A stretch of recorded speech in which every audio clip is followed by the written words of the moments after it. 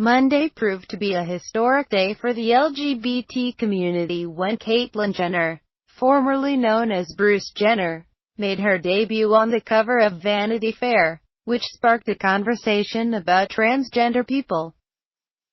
There was an overwhelming response of positivity and support, minus a few hiccups here and there. And then there's good old Mike Huckabee.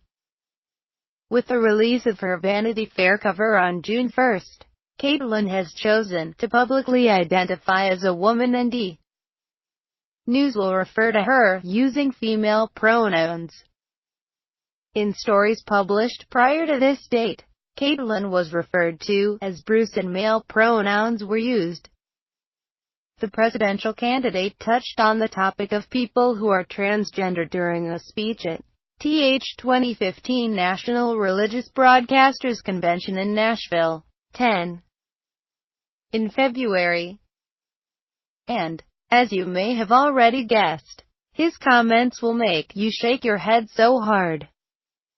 He began by identifying transgender people as a threat. For those who do not think that we are under threat, simply recognize that the fact that we are now in city after city watching ordinances say that your 7-year-old daughter, if she goes into the restroom, cannot be offended, and you can't be offended if she's greeted there by a 42-year-old man who feels more like a woman than he does a man, Huckabee told the crowd. The governor continued by offering this gem that is so absurd, it's laughable. Now I wish that someone told me that when I was in high school that I could have felt like a woman when it came time to take showers in PE. I'm pretty sure that I would have found my feminine side and said, "Coach, I think I'd rather shower with the girls today." You're laughing because it sounds so ridiculous, doesn't it? Why, yes, Mike. Very ridiculous.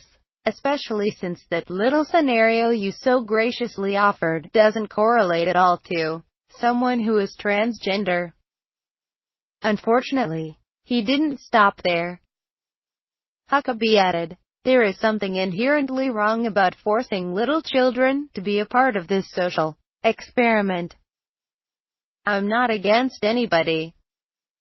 I'd just like for somebody to bring their brain to work someday and not leave it on the bedstand when they show up to govern."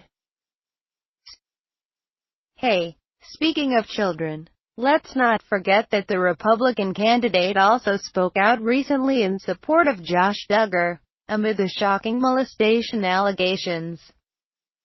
The Duggar family was making headlines because of a recently unearthed Arkansas police report which states that Josh was interviewed back in 2006 in response to an accusation that he had sexually abused underage girls in 2002 and 2003.